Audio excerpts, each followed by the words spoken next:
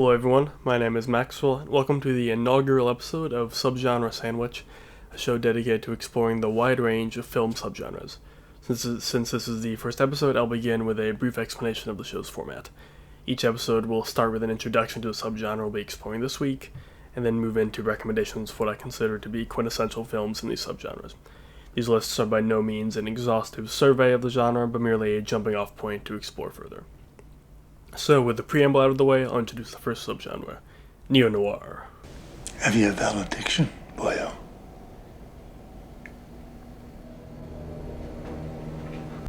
We've met before, haven't we? I don't think so.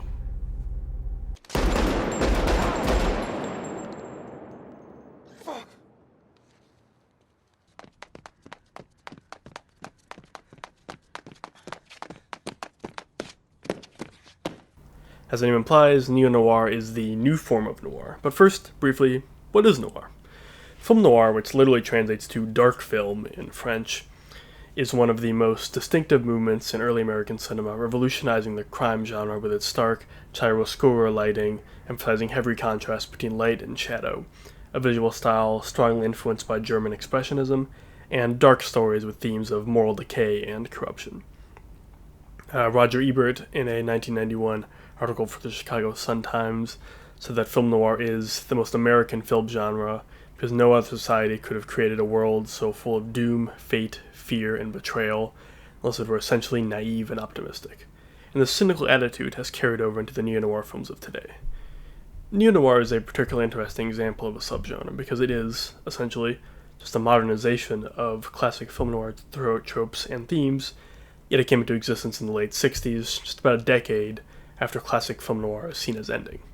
The bleak worldview that film noir presented was both often hindered by the Hays Code, the infamous Hollywood guidelines that set censorship standards that forbid, among many things, such sexual content, graphic violence, and profanity.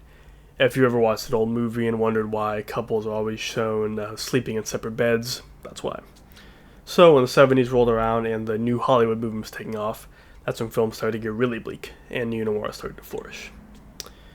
So let's get into the first recommendation. We have 1973's The Long Goodbye, starring Elliot Gould and directed by the master of ensemble casts, Robert Altman. Based on a story by Raymond Chandler, one of the most influential crime writers of all time, whose stories were the basis of a number of film noir classics like The Big Sleep and Farewell, My Lovely.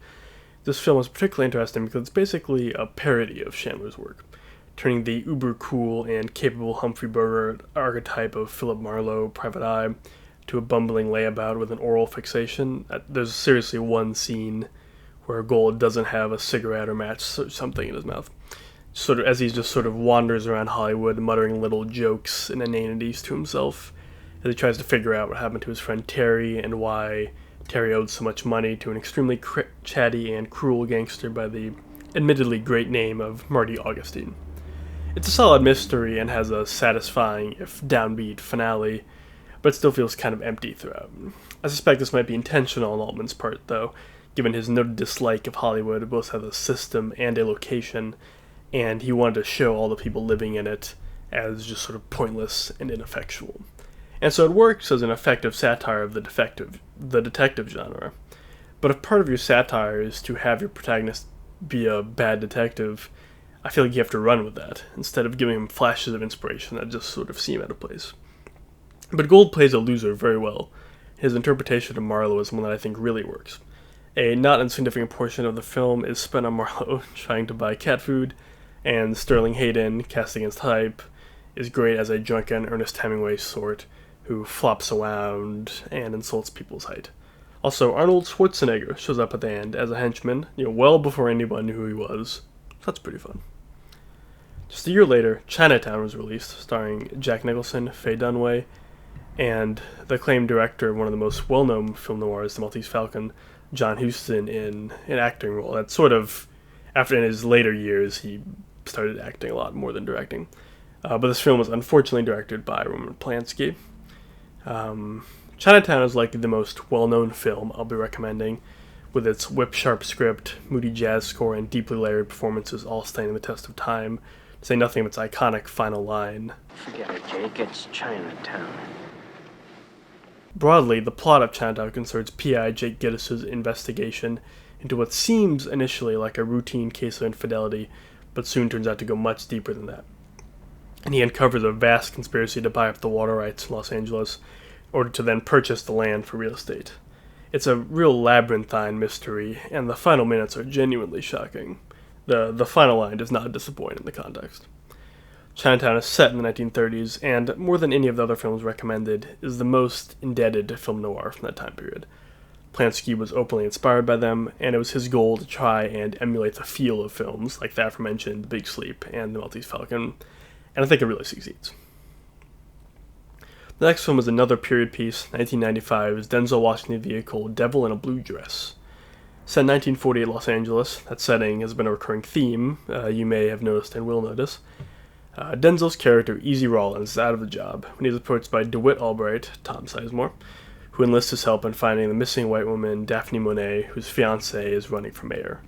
Rawlins is subjected to discrimination at the time, but eventually he finds Daphne, who's played by Jennifer Beals, reveals that the reason she's run away is that, so a little bit of context for I say that.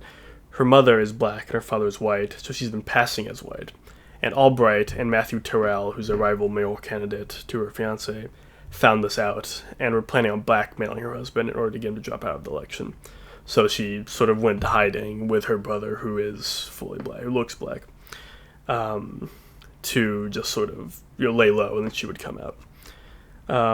Rawlins eventually drops her off to her husband, but he just tragically refuses to get back together with Daphne, fearing that she would hurt his chances at re-election. Like many films from the golden age of Hollywood, film noir did not do a very good job representing non-white characters, and by setting Devil in a Blue Dress in the same time period as those films, you get to see a whole other world just off-screen of what Hollywood was making genuinely in the 40s and 50s. It's a refutation of the often racist depictions of black people in early cinema, as well as just being a genuinely rollicking detective story. There's a great line toward the end. There's a line even a rich white man like Carter wouldn't cross. It's the color line. That encapsulates not just the film, but American society as a whole. Don Cheadle in his breakout role as Rawlins' unhinged friend Mouse is a real highlight. It's like he walked in from a different movie entirely. It's hilarious to watch. Another film that tackles the issue of race is 1992's Deep Cover. Directed by prolific character actor Bill Duke, the film follows Russell Stevens Jr., played by Lawrence Fishburne, as an undercover cop who is hired to infiltrate the West Coast's largest drug ring. Soon, he becomes close to the drug trafficker/attorney David Jason, played by Jeff Goldblum, giving a performance so strange it somehow just works. He's doing that whole sort of Jeff Goldblum thing where he wanders around, doing, yes, sort of doing these weird little jokes and anecdotes. It's again, similarly to Don Cheadle's performance, it's very out of place, but, I mean, it really works somehow here.